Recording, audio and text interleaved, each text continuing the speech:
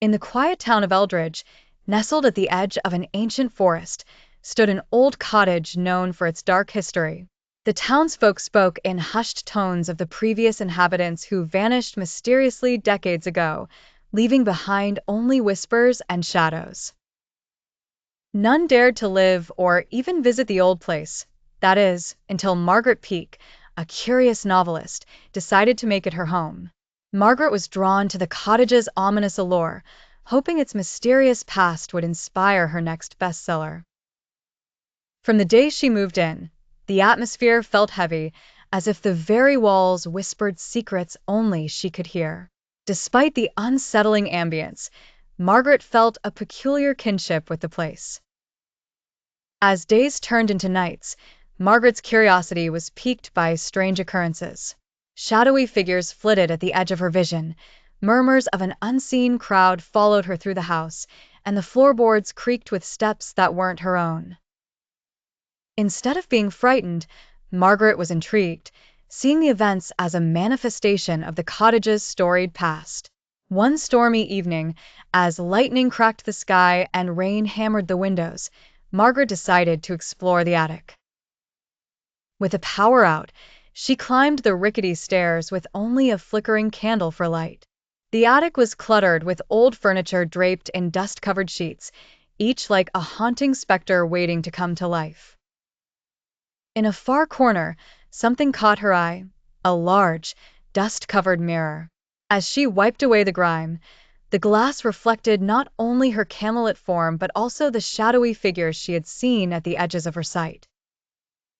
They danced and swayed, moving with rhythm only they could hear.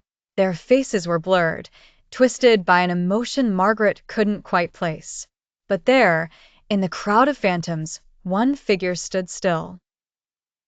Unlike the rest, it was clear and vibrant, a young woman with a striking resemblance to Margaret herself, save for her old-fashioned clothes.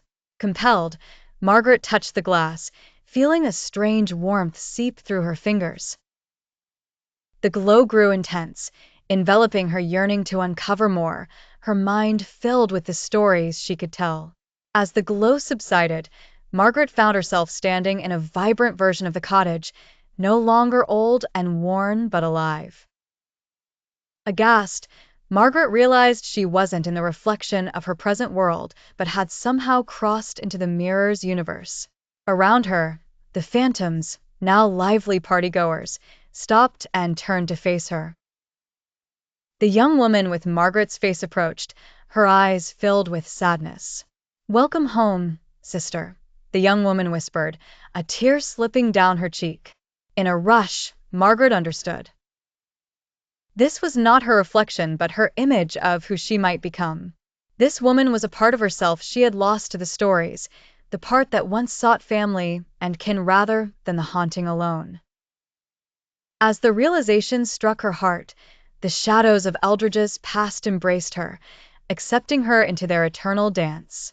Margaret was never seen in the old world again. Instead, the cottage sat, unchanged yet alive, whispering of the newest story untold, waiting for another who would dare its shadows.